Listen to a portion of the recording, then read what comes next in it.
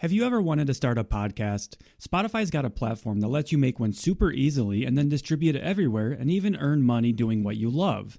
All in one place for free. It's called Spotify for Podcasters, and here's how it works. Spotify for Podcasters lets you record and edit episodes right from your phone or computer, so no matter what your setup is like, you can start creating today.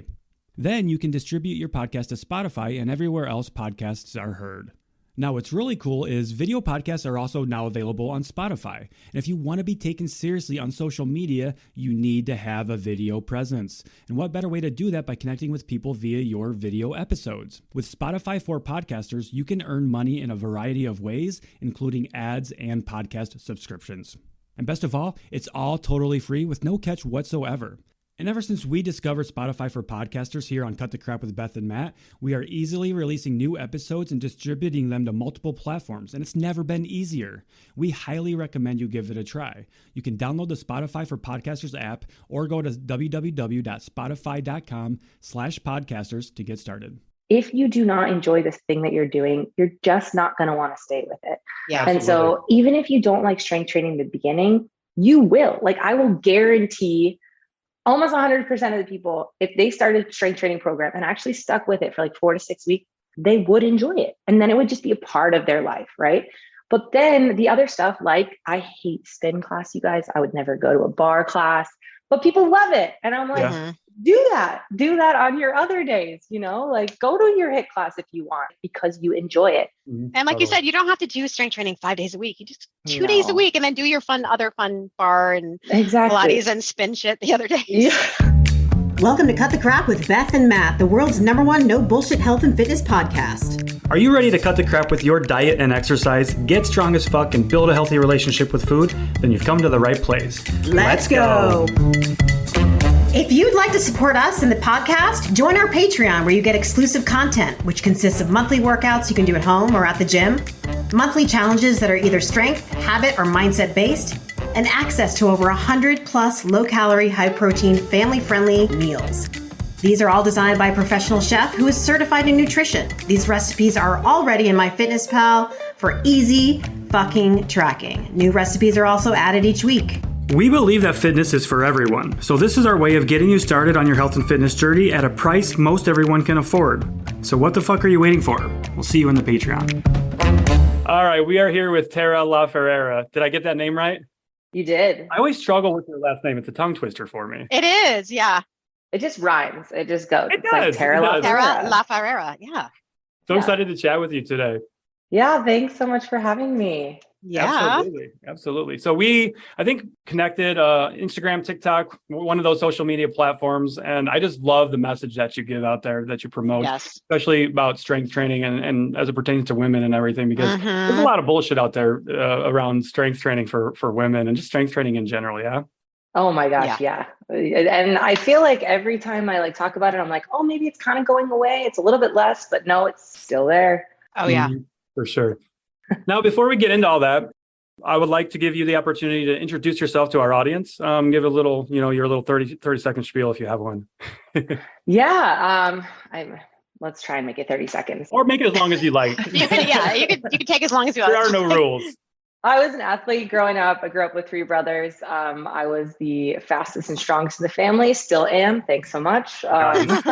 I ran track in high school and college, and that was like my identity. I was never great at school. I just was an athlete. And then as soon as college ended, I was like, who am I? What am I doing with my life?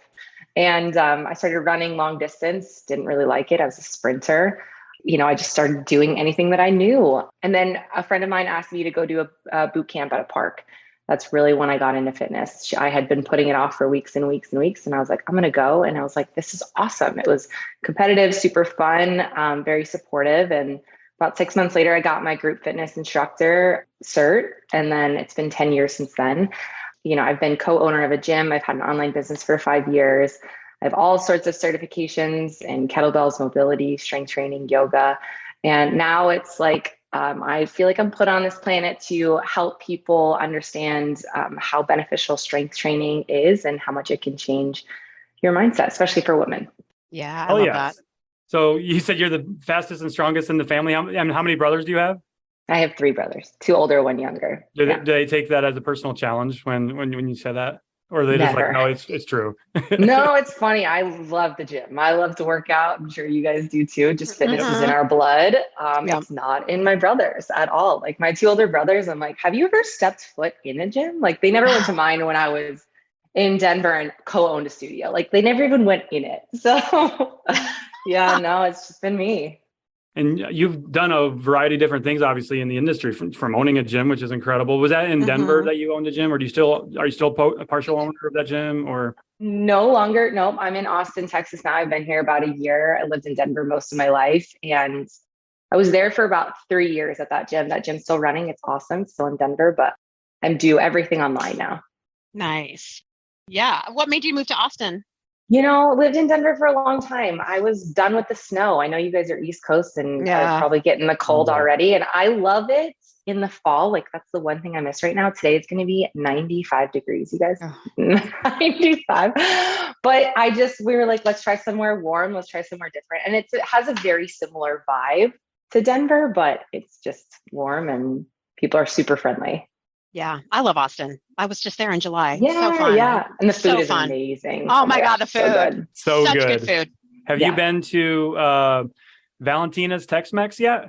I haven't, no. Oh my gosh. It's outside of the city. It's a little bit of a drive, but it's worth it. It's a little food truck that does barbecue and they do like breakfast tacos. So if you go check it out. If you love barbecue, you're in Austin. I'm assuming you love barbecue. Yes. Get the Real Deal Holyfield. It's a breakfast taco. Oh, wow. Right. One of the best Real things you'll Deal ever eat in your life. Holyfield. Real Deal Holyfield. Yeah. I mean, with a name like that, it better be the real deal. Right? Right.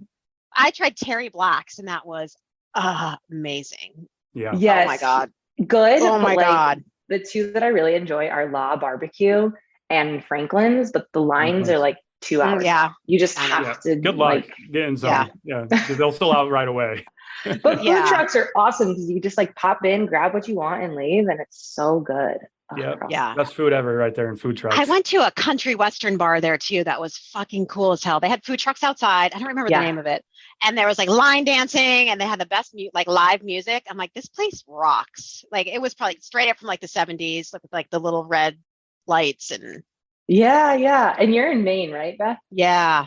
Oh, yeah. Where are you at, Matt? Ohio. Nothing special about my state.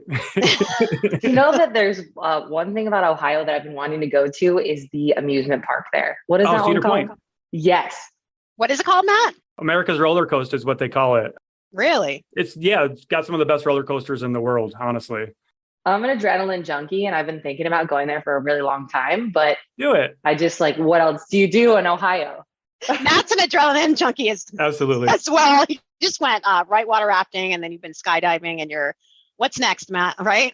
I don't know what's next yet, but I started thinking about jumping off of a bridge at some point, I think. So I don't know, maybe I'll find one to jump off. I went bungee jumping in South Africa. It was the coolest experience ever. So travel's a big part of your life then. Huge part. Yeah. Which is why I really wanted to make online just where I am able to work. So I can just kind of do it anywhere. Yeah. That's the coolest part. That's what we're doing this for with our clients, and everything that we're doing online, right, is helping people make this into a lifestyle that they can stick with. So obviously you're very fit, you're very strong, and you're still doing the things that you love and traveling. And that's one thing that people always, I guess, misconception about traveling is like, you can't reach your health and fitness goals while doing that. You can. 100%. Yeah. And you could still also enjoy travel and, not totally worry about the calories that you're eating or how much you're actually moving to.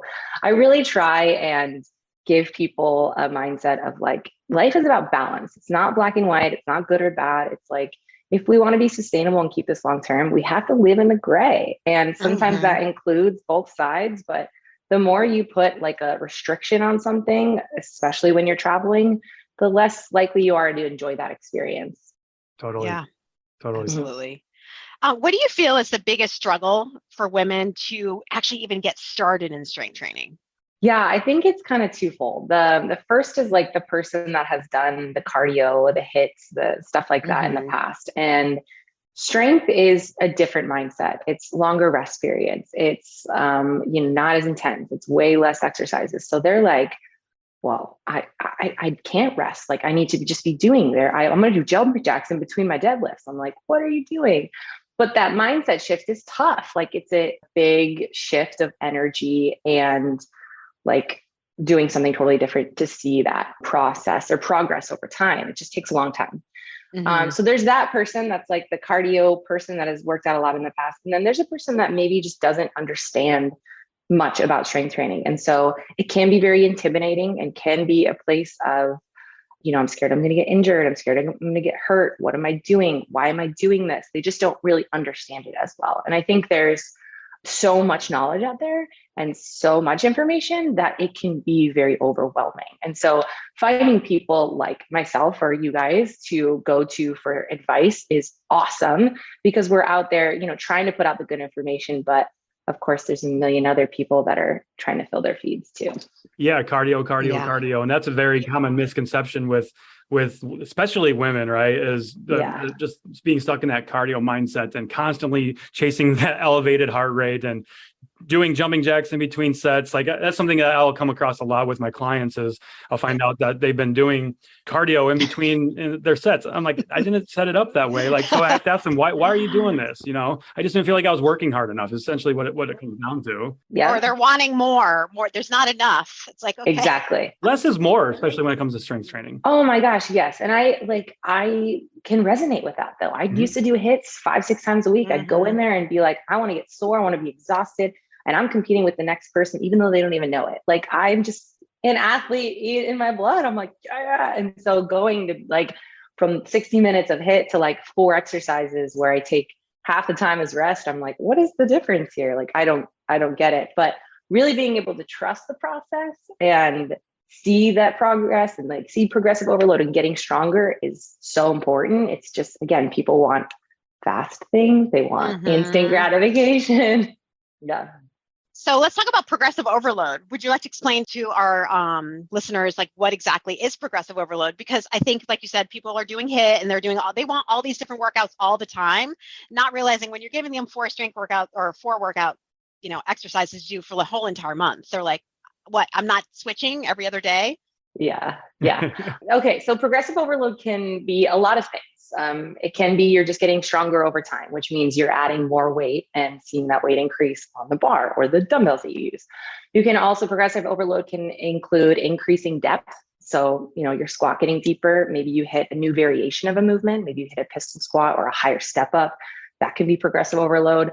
Also, if you don't have extra weights, adding more reps, so more volume, putting more time under tension. Maybe you can squat 50 pounds today, and then next week I can be like, I can squat 50 pounds with a half rep. So there's a lot of different ways to approach progressive overload over time. I think people think it's just like the more weight, the better, but there's so many other ways to do it. And it's just really beneficial to take progress photos or videos or, write this stuff down so that you can see it in action, like see that progress over time. Yes, tracking your workouts is huge. I have books of like these. Going back years. I'm like a writer. I love writing it all down instead of like. I am too. There's a lot of cool apps out there, and even my app does the same. It's like you can put it digitally in there and just have it. But I like the pen and paper. Old school. Like every week, I'll just write the movements down. Yeah, it seems to I ingest it better rather than I'm old school. It's a different portion of your brain. Yeah. Writing that down versus logging it digitally. I'm pretty sure that's that part of it. I feel like I can go back in 2 years doing it this way. Like, okay, where's my 2020 book? I just have a date on top of them. I don't know if you can see it, like it says 2020, but or not 2020, 2022, but I'm unorganized as hell. My shit's everywhere. But it's just in books. It's funny that you said, like, I was writing down the date today and I was like, it's 2023, right? And I was like, whoa, I gotta chill out for a second. Yeah, let's pump the brakes there a little bit. I can't believe it. 2020 is like 3 years ago. It's freaking like the Twilight Zone. I know, it's so wild. It's so wild. It is. Yeah. Let's not revisit that time. So let's not go back to 2020. We survived. Yeah, we did. Which that was tough for a lot of people, obviously. Of course, yeah. So something that's important to you is important to us as well is our relationship with food and our body. And I'm curious, having that athletic background, how did that impact your relationship with food and your body growing up and making your way through high school and college? Oh gosh, I've had quite the relationship with food, which I'm sure you both have as well. So actually, I got kicked off my track team in college because I gained too much weight. I was binge eating, I was drinking too much. And my coach actually sent an email to me, but accidentally sent it to the entire team saying, if you don't lose this weight you came in at, I'm going to take away half of your scholarship because I got a full ride. And that was like, I didn't get kicked off, but I was like, I'm going to run away from this. Like it was so embarrassing. I was 20 years old. I had to move back home. I had to get student loans out for going back to school. And those like 2 to 3 years of getting out of that was so hard. Like I had a pretty bad relationship with binge eating and alcohol drinking. I know, Beth, you're sober and have been for a while, and I don't drink very much now, and I have a way better relationship now, but like going through those couple of years was really, really tough. And I felt like there was no one there to help or support me through that journey, even though sure there was. I just, 12, 14 years ago, it was like, oh my gosh.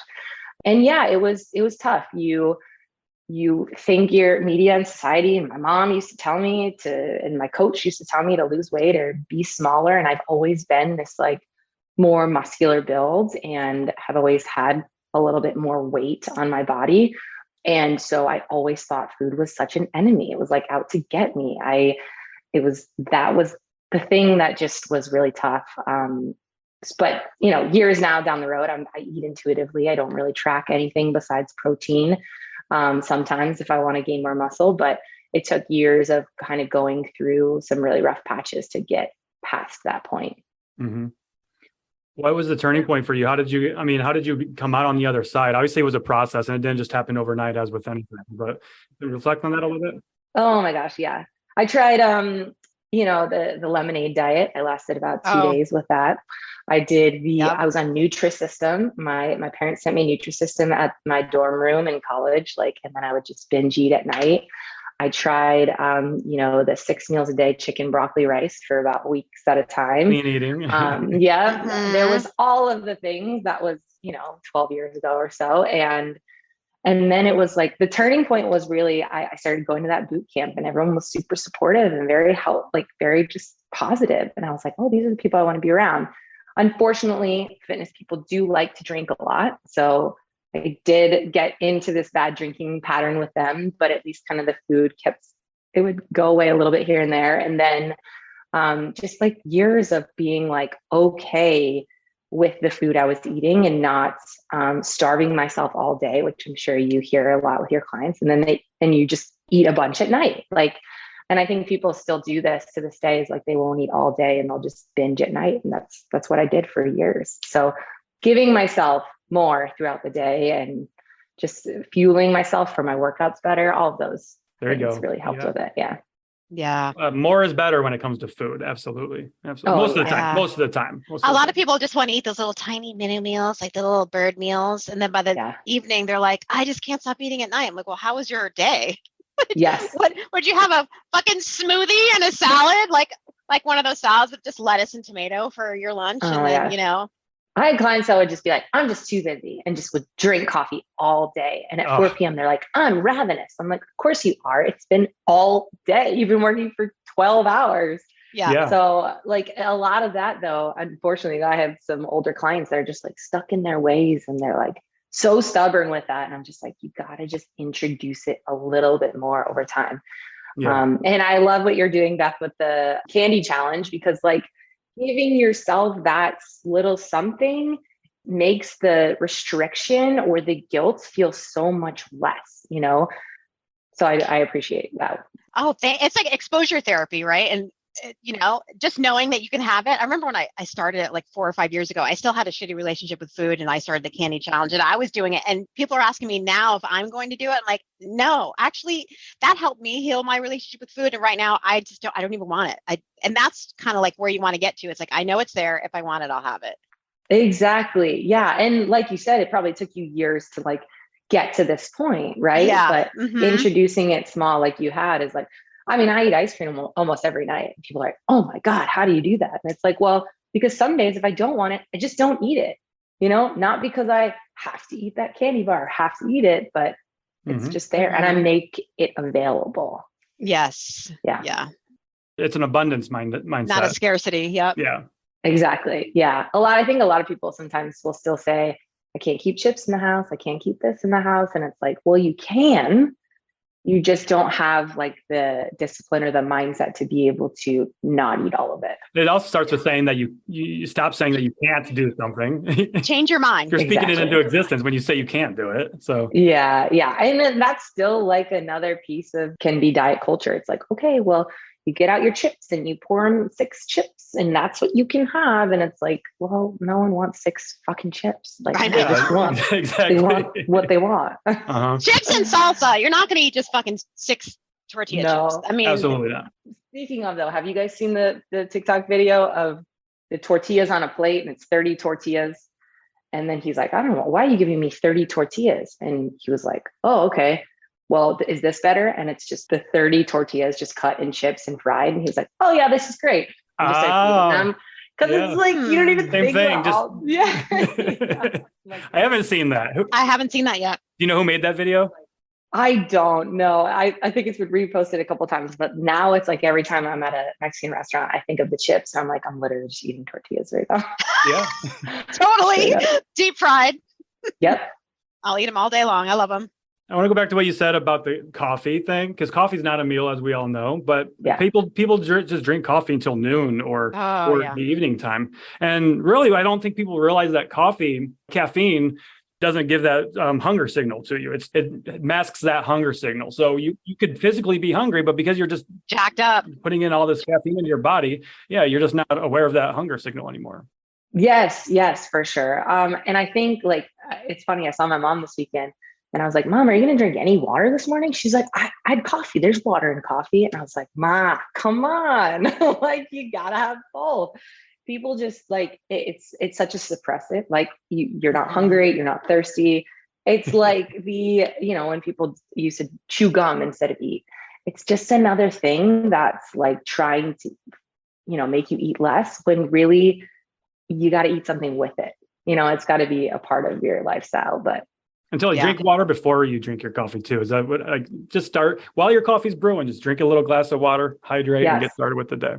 That's a habit stacking thing that I learned from Atomic Habits, James Clear. Like, oh yeah, love habit stacking. I can love that. 8 ounces of water before you have your coffee or whatever before something else. And it's just a nice way to add in something that's small. I love that book so much. James Clear is the author of that one. And I just made a TikTok video this morning about going on a 10-minute walk after you eat your meal, to get some movement in, help your body digest. And that's just habit stacking at its core right there. Yes, 100%. I think it's a really great idea. If anybody's listening, go buy that book. I love the physical copy. I've got I think I have it on hardcover.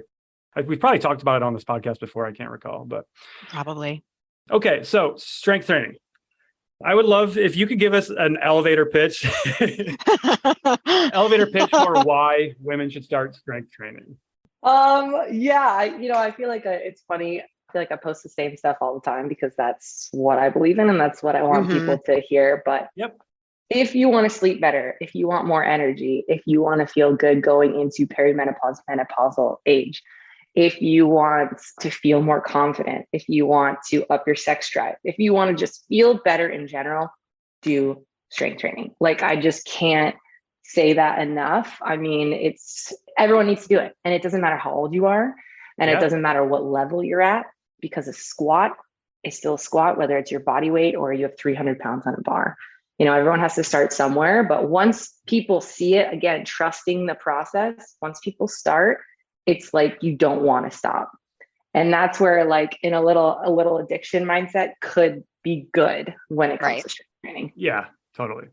Yeah, I agree. Especially as you age. I mean, me and Matt, we just hiked Katahdin. I'm going to be 50 in a few months. And we both fell really hard, but I mean, I could have broken my arm, but I feel like it could have been a lot worse if I haven't been consistently strength training for at least 7+ years. You guys fell down? Are you okay? Oh my God. Oh boy. Okay, now. I'm surprised Matt didn't actually die. He fell down a good 15-foot drop. and he slipped with his phone. So it's caught on camera. And he just went, I saw it happen. I was like, he's dead. He's fucking dead. Oh my God. I popped right back up. Adrenaline was going, but we've talked about this already on here. But I ended up gashing my knee quite almost all the way down to it was down to the bone. But I got lucky. I should have gotten stitches, but I was on the fucking mountain. I couldn't have gotten stitches. We were hours away from help. Yeah. But we credit our strength training to having stronger bones and having strong muscles and helping us get through that. Yeah. I mean, that's a great testimonial right there. Like you can fall 15 feet and still be alive. Still don't recommend it, but but that's the reality of it is it makes injuries less severe. Like one of the most common things we see, especially now as we're getting into this time of year, is slips and falls, especially when it starts getting icy out. Because we're just not strong or we don't have the mobility. And that's what strength training provides for us, doing lunging and squatting. If you can't lunge and squat, then you take a fall, you slip on the ice, you could get fucked up. Totally. Yeah. I joke about it with my husband. I'm like, I just want to be like the 7-year-old, like badass with the muscles and just walk around. I mean, and I think it's cool, right? We're in a cool place right now with a lot of women going into strength training more. And as we age, but it's my parents' age that I'm trying to still, switch that mindset to get into more. Yeah, especially perimenopause and menopause. You're so right. I mean, I don't think enough women, they struggle so much with that, but it's their habits that will actually help it be a little bit easier on you. And I've learned a little bit more. I took a certification earlier this year in fitness and menopause and training women through menopause. Really awesome. If you guys are interested, Maria LaCoy. Okay. She's here in Austin, but she has a course that's like, basically, if you have these symptoms like, insomnia, irritability, irregular, whatever it is, you can base your training off of those symptoms. And it's really cool to see how it's helped a lot of my clients, because as we age, all of this gets confusing and there's a lot going on. And so if you make sure that your training is like geared towards those symptoms, it actually makes it feel really good too. What would you do differently for that? Yeah, it just depends on the person. I mean, for instance, insomnia, I would suggest not HIIT training and not training after a certain time of day. Same with caffeine intake. It would just be, before noon only, but it would be a little bit longer rest periods, maybe a little bit lower reps. But it totally depends on the person and the symptoms that they're experiencing. But, as you get older, like even if you just do 2 times a week of strength, it's going to decrease a lot of the symptoms that you get anyway. This is starting before you get there. Like I work with a lot of women in their 30s, late 30s, early 40s. And starting now is a really good chance to, go through the perimenopause, menopausal symptoms, feeling a little bit better about themselves and their body. I totally agree. Yeah. 2 things you mentioned there was more rest and lower reps. And I really love the lower reps point, because that's a fairly common misconception too, is that lower reps is going to make women bulky. Like, because when you're doing lower reps, right, you are going to be pushing more weight and then you're going to get bulky, which, as we know, doesn't happen by accident. I mean, you're a phenomenal athlete. And I mean, I hope you don't take offense to this, but you're not bulky. You're in incredible shape. You you have a lot of muscle, but you don't have that bulk that people are thinking that it's going to happen if you just look at a weight. Yeah. The term bulky, I think maybe it's who I'm following. I don't see it as much anymore, but it's definitely still around, obviously. But the word bulky is subjective, really. Because some people will look at me and be like, oh yeah, you're bulky. I don't want to be muscular like you. Are you on steroids? Like I still get that. Oh my God. A lot. But to some people like you guys and that understand muscle definition, like I might not be. And so it's really just subjective for the person. So I try just to not use the word at all or or try and make it like of a joke. Like bulky to me is like the Hulk, right? Right. Professional bodybuilders. Exactly. Yeah, that's what I think. And trying to give people the opportunity to just understand strength training as a whole, like what people actually have to do to get to that level. And women just wouldn't do that. They wouldn't be taking steroids. We wouldn't be training at that level, eating that much food. Like there's so much more that goes into gaining that muscle mass than people just understand. And so I think like I really try and just break it down to like the basics for them to understand it better. And I can apply myself to this. I'm a male and I've been strength training for almost a decade now. And I'm definitely not bulky, Yeah. If I wanted to, it would take a lot of fucking work, and I really have to be dialed in with my nutrition and routine and sleep and recovery and all this other stuff. And I just don't want to do that, and it didn't happen by accident. I didn't get bulky by accident, and it's not going to happen for anybody else on accident either. Do you guys still get that? Like, do you hear some women still complain? Yeah. Oh yeah. In comments a lot, or we get the comment, 15 reps for toning is essentially the opposite end of that. The high reps for toning. Oh, the toning word, you guys. Toning. I want to tone. I could go off on that word. Let's go off on it. Go off, Tara. We want to hear it. Yes. You can tone your face. You can tone your hair. You can tone your printer, but you cannot tone your fucking body. You're not a fucking printer. Oh, I'm trying to get the long, lean muscles. So I do Pilates. Oh, I just it makes me so mad. Yeah. Is Pilates strength training? I do actually get this a lot. Technically, yes. It's like a nuanced discussion, really. Yeah. Right. But then is bar strength training? Right. Mm-hmm. Is hiking strength training? Right. I mean, good point. I've got these questions. And it's also okay, you know what? There is a form of that in there, right? Mm-hmm. If you're consistently climbing a mountain, you're going to build some muscles in your leg. So yeah, it's where do you draw the line here? Look at cyclists, right? Professional cyclists, their legs are ginormous. And of course they're doing a lot of leg work to complement that, but a lot of it's because they're just pedaling every day and pedaling hard. Yeah, exactly. I'm still on the Pilates strength training. Right. Yeah. And there's so many different types of Pilates, right? There's Liguri and there's floor Pilates and same with bar.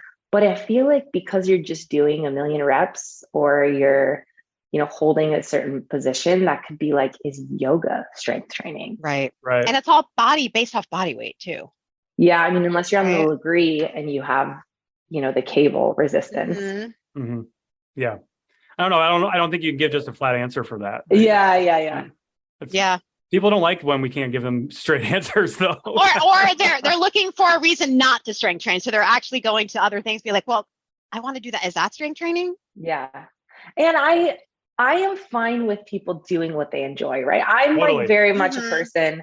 I saw a coach the other day that was like, "Stop saying that you should do just the movement you enjoy," and I was like, I feel as though if you do not enjoy this thing that you're doing, you're just not going to want to stay with it. Yeah. And so even if you don't like strength training in the beginning, you will. I will guarantee almost 100% of the people, if they started a strength training program and actually stuck with it for 4 to 6 weeks, they would enjoy it. And then it would just be a part of their life, right?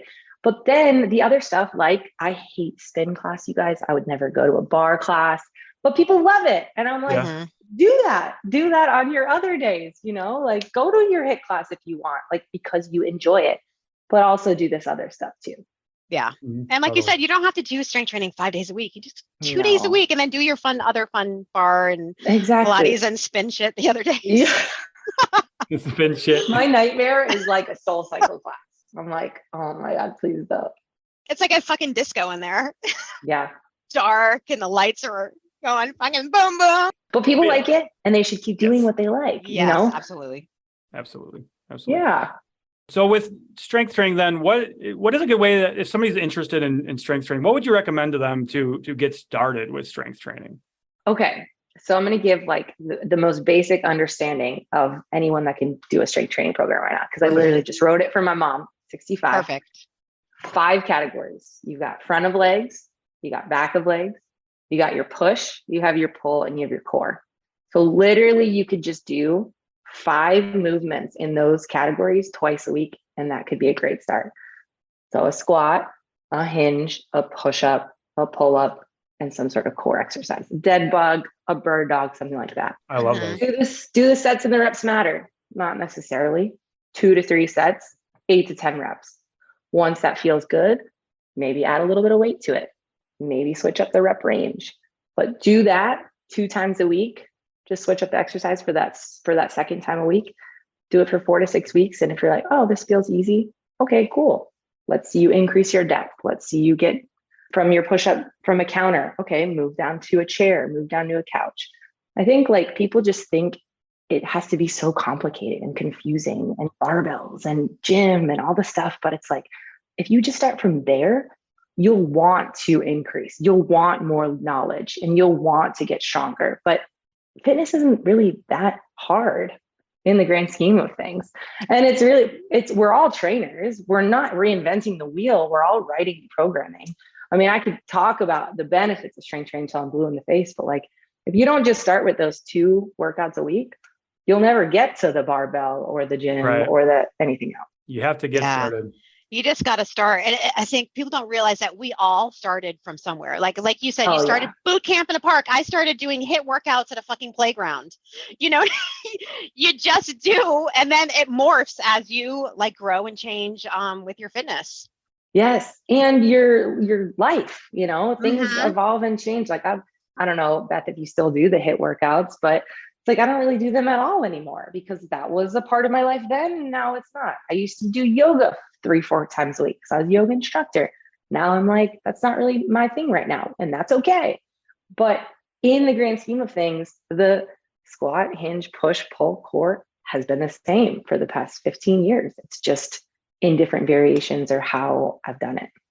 Yep. And those 5 things that you mentioned, those are the things we do every day in life, whether you realize it or not, which is why we put such a priority on them.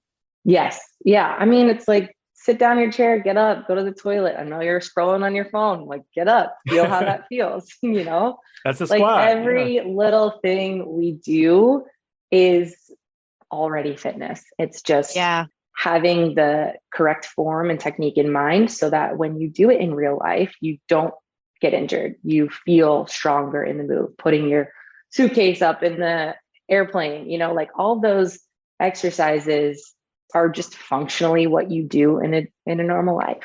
Yeah. Functional fitness. And we hear this all the time. The age old, I guess, meme at this point is bending over, picking something up and throwing out your back, right? Well, that's just a hinge. That's all you're doing. That's a hinge. Exactly. So if you're throwing out your back by doing that, we need to talk because we need to get you stronger. Yes. And I think another misconception with strength training is that people are afraid they're going to get injured. I'm sure you've heard this too before. Oh yeah. I don't want to deadlift because I'm going to hurt my back. When really, if you think about it, the deadlift makes you stronger so that your back doesn't get injured. So that when you do pick up your box, it's like, I know what I should be feeling. It's just finding that mind muscle connection of like, what is happening in this movement that I can then translate it to everyday life. But it's tough because they might have injured their back at one point in their life picking something up. But that's just because they weren't taught the correct form or understood muscle patterns or just exercises in general. But obviously, like you said, with falling down, like it helps mitigate injuries. All right, could you still get injured? 100%, knock on wood. Hopefully none of us do, but it mitigates them overall. And not only that, but as we age, it helps us maintain our own independence, getting into our 80s and things like that, or whenever people start looking at getting assisted living and things like that. It's because you're not strong enough to support yourself, essentially, for a lot of people, at least. Yes. Oh my gosh. Do you guys ever think about like being in your 80s? I'm like, I wonder. I'd rather not. That's gonna be. I do. I'm not too far. Shut the fuck up, Beth. Well, I'm the closest to all you guys in here, but okay, that's fair. Yeah, I just want to be able to get off the floor. I want to do what I'm doing now. I don't want to be on a ton of medication, and I want to be able to still be hiking at 80. I was hiking Katahdin one time. There was a 90-year-old man in front of me, like finishing the Appalachian Trail, and I was like, "That's incredible." Yeah, so amazing. It's so amazing. He was with his son, and I was like, if this guy is getting up this mountain, then I could totally do this. And he did the entire AT. In pieces throughout his life. It still counts. Totally. Yeah. Absolutely. Oh my God, of course it does. Yeah. When I see like an older person, 80s, 90s, whatever, 70s, doesn't matter. When I see them like super in shape or on a hiking trail or something like that, I get so inspired. I just am like, if they can do this, you guys can do this. Like totally. You can drink the water bfer your coffee. You can have a better relationship with food. Like I think that's the coolest part about strength training, in which I try to preach as much as I can. If you can lift your body weight, if you can deadlift 100 pounds, if you can do 10 push-ups on your feet, why can't you have a better relationship with yourself, with your partner, with food, with your employer? Why can't you start your own business? Like that, what you feel in the gym shows up in so many other aspects. Yes. And you don't understand it until you're actually in it and step away and you're like, oh shit. It's very empowering. I did that. Yeah. It's so cool. Yeah, I've had clients after working with us for 6 months. They came into it with a goal of fat loss, right? Like many people. But then, at the end of it, they didn't lose much weight, but they started strength training. And they're like, I never thought in a million years, I'm 60 years old, and I never thought that I would fall in love with strength training, and that's what they're telling me. I'm like, that's fucking mission accomplished. Like, I love that. Yes, that is like music to my ears, you guys. I'm not a weight loss coach. I very much like, could you lose weight with my programming? Absolutely. But like, I get so much more excited and I feel so much more proud of my client when they tell me something like that. I never thought, did you see that? Yeah, I did. I'm like crying over here. It's so excited. Yeah. Like the best feeling. Yeah. Just making people into badasses. The best. Lifelong goal right there, right? Yeah, exactly. It makes me so sad when I hear women in their 40s, 50s, and 60s say, I think it's just too late for me. Mm-hmm. It's never fucking too late. As no, long as it's you're not. breathing. It's not too late for you ever. Yeah. And unfortunately, with that mindset, it's so much harder to change because they're in this such negative. Whereas if they don't think that they can do that, or what other pieces of their life are they giving that same mental attitude to? I can't wake up early to drink water before coffee because I don't want to get up earlier. I can't. A huge thing for me is not having my phone before I go to sleep. And that's how I feel like my sleep has gotten so much better. If I'll tell a client that, they'll be like, oh no, I can't. I have to watch a show on my computer or on my phone before I go to bed. I was like, okay, well, if you can't, then you can't.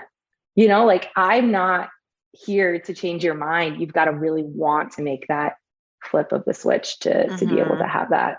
That phone in bed thing, that is such a problem for so many people. Mindlessly scrolling through, people watching us on TikTok or scrolling through TikTok, mindlessly scrolling. Like, why am I getting a text from this person at 3:00 in the morning with a TikTok video? Like, why are you doing this? Like, go the fuck to bed. That's when I get most of my DMs and I wake up and I'm like, holy shit. Yeah. I'm like, get off your phone. I know. I'm the same, you guys. I have my phone right here. I sleep so bad. It's menopause. I'm like, get off your fucking phone. Okay. Like 2 hours before you go to bed so you can create a sleep routine and maybe you would actually sleep a little bit better. Yes. But like, I say this because that's what I do at night, but like, I definitely have my phone during the day. Oh Absolutely. Yeah, me too. Yeah. During the day, I'm like, oh, it's like right here. But at night, my phone is in another room. I'm like, we don't have a TV in the room. It's not there. I also like don't watch anything while I'm eating. That's been a huge thing for like my relationship with mindful food. eating. Yeah. Just having, cause it's just such a distraction. There's always things to distract us with. And it's like, obviously we want people to watch our shit cause that's why we put it out there, but just don't do it right before you go to sleep. Watch it at a better time. Yeah. And I actually don't have a TV in my bedroom either. I refuse to do it because the bedroom is for sleep and sexy time. So yes. 100%. Yeah. Yeah, it's just those habits. We have to break ourselves of those habits. Yeah. One thing I like to implement with clients that are struggling with that bedtime routine and being on their phone too much, we sleep with our phones next to our bedstand, right? We use that for our alarms. We'll check it in the middle of the night if we wake up to glance at the time. We need to take that temptation away from us. So what I recommend is taking our phone, putting it on the opposite side of the room. That way, when your alarm goes off in the morning, you actually have to get up and you're not tempted to check it in the middle of the night. You're not going to sit there and scroll on it, trying to get to sleep. So better sleep experience all around. We actually just got like a regular alarm clock, like the one that like has the light and like gets brighter. Forgot what it's called, but Amazon. Okay. Yeah. Well, and so we just don't have our phones in our room at all anymore. And for a long time, my husband was like, well, what if somebody calls in the middle of the night and it's an emergency? And I was like, you know what? If they call, well, first of all, your phone's on do not disturb, so you probably wouldn't hear it anyway. Right. Second off, like it's just in the bathroom. It's right there. So if they need to call, okay, we'll be able to answer it. Which on that note, you can, if you use do not disturb, which is a very awesome feature, you can add exceptions to that. Like say if mom's calling in the middle of the night. So you can say, these people, I need to, if they're calling me in the middle of the night, there's something wrong. So I need to add them to the exception list. So you can absolutely do that. Oh, I did not know that you could do that. Yep. I know on Android you can do that. I'm assuming iPhone you can do that as well. That's interesting. Yeah. That would have been good because my son had a sleepover at a camp before he started school, and I got calls in the middle of the night, but I had do not disturb on. And so I didn't hear them until the next day when I saw the messages, and I was like, oh shit. So that would have been good to know. I'm gonna have to I'll have to check the research that. So you mentioned alarm clocks too. So do you wake up to an alarm clock, Tara? I am like a 6:30-ish kind of person. It's obviously getting a little bit darker, so it's dark at that point. So sometimes it's a little bit later, 6:45, 7. But it's really mostly for my husband. He's like it's a little bit harder for him to get up. 6:37. What time do you guys get up? 7 o'clock, and that's without an alarm clock. 5 a.m. Beth's a little bit earlier than I am.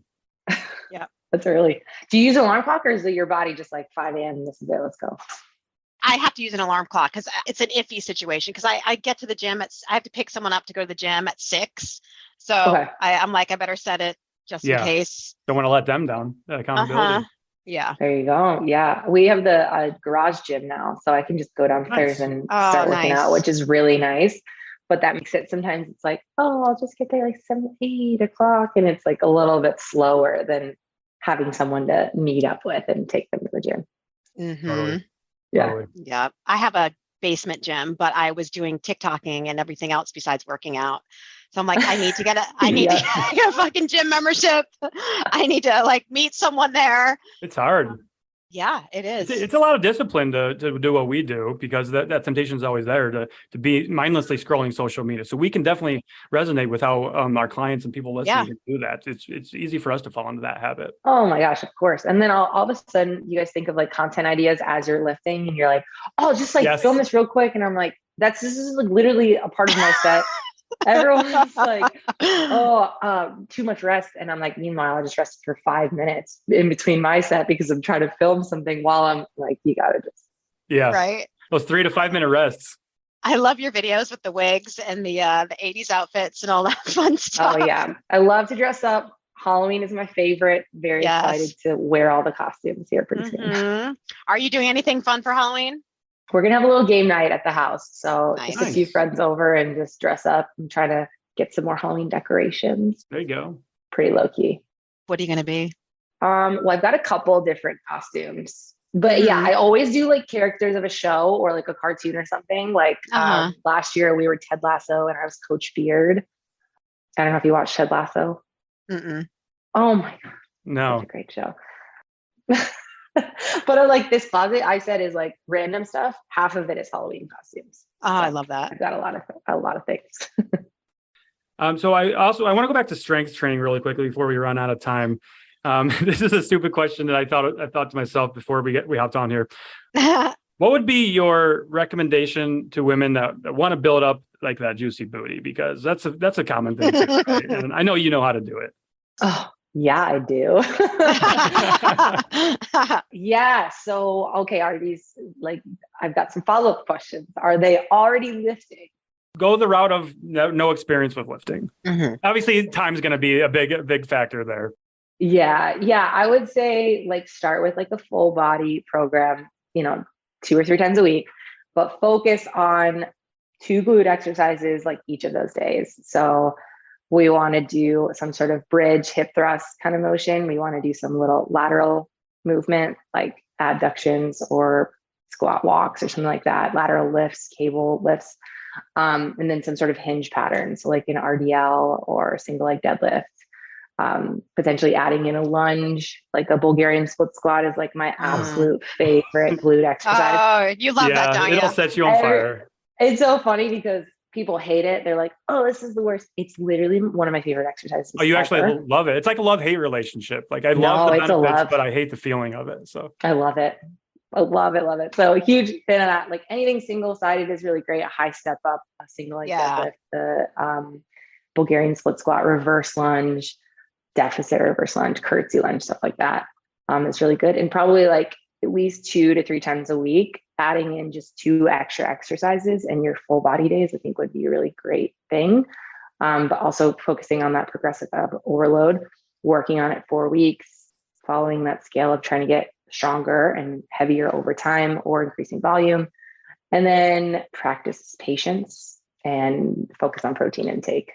Thank you for that one, because I was going to ask, like, obviously we need to eat to grow. We need to eat to grow the body and build the body that we want. You're not going to build that amazing figure that you want, that you're trying to chase after by depriving yourself and eating 1,200 calories and not getting enough protein. Yeah. Yeah, 1,200 calories. That's very little calories. I would lose my shit. Yeah. I know. Right? I really, if I'm working with clients and they really want to build strength, but also get stronger and feel more muscular, I really focus on protein intake. And that's, I mean, there's a lot of different data out there, but typically for my clients, I say like between 0.7 and 1 pound of weight is how many grams you should be eating in protein. So for example, that's what we usually talk about too. Yeah, I'm like 145. I try and get 145 grams on the high end of that. Yeah. Absolutely. But you just say just protein and then don't even worry about anything else. Just hit this protein goal. Yeah. I mean, taking notes, but I don't really typically myself and for my clients, I don't really look at calories just because a lot of us have had some sort of eating stuff in the past. And so I just say like, really focus on that moving forward. And then like you guys know, when you increase your protein, you feel a little bit more satisfied or a little bit more full. So maybe you don't eat a lot of that extra stuff that you would normally eat. Yeah. Absolutely.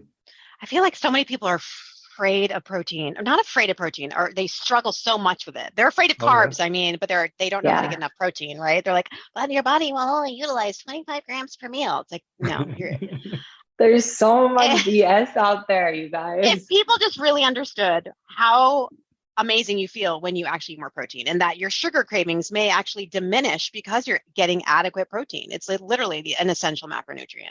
Exactly. Yeah.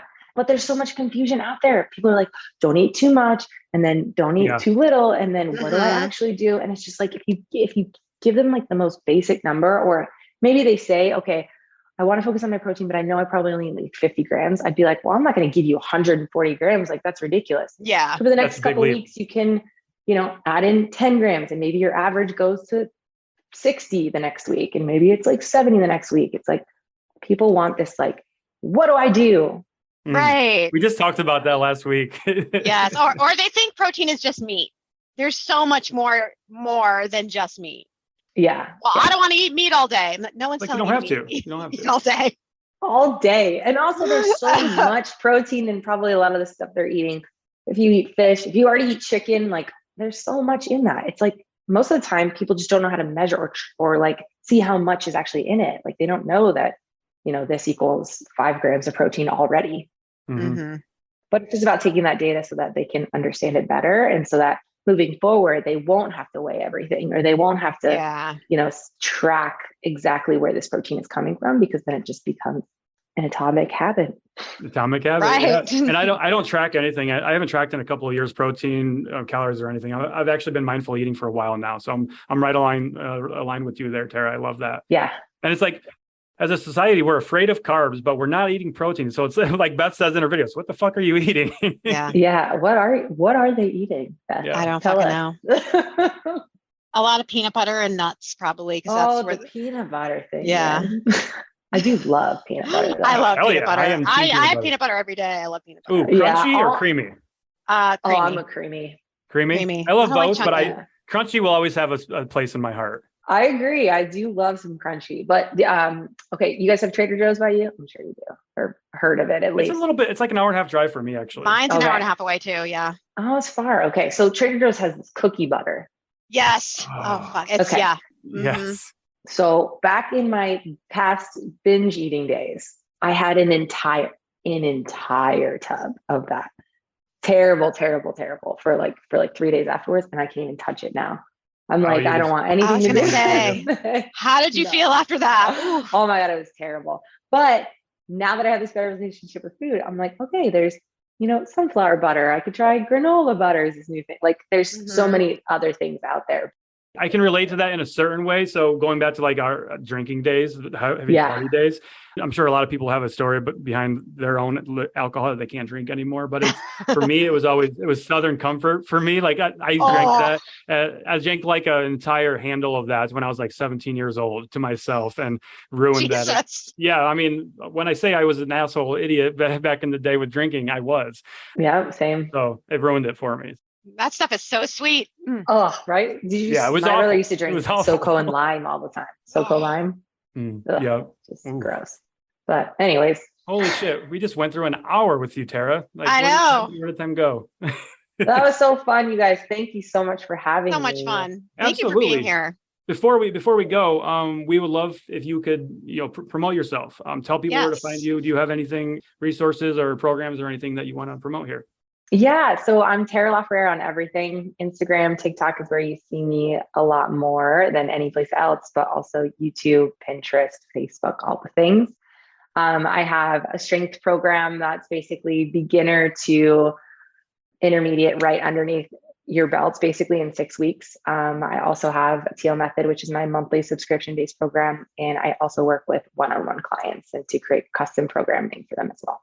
Beautiful. Can they find that at your website? Yes, TaraLaferrara.com. Lots of A's, lots of R's, but if you just throw it in Google, I promise I'm pretty much the only person out there with that. That's true. Very unique name. And we will put that in the notes so people can find you too. Absolutely. Awesome. Well, Thank you so much for having me. I appreciate so much. Thank you. It was awesome, Tara. Talk to you soon. Talk to you soon. Hope you enjoyed this episode, so why not share with a friend who needs to hear it? Send us a DM on Instagram or email us at cutthecrappod@gmail.com and join our Patreon at patreon.com/cutthecrappodcast. As always, we appreciate you and thanks for being here.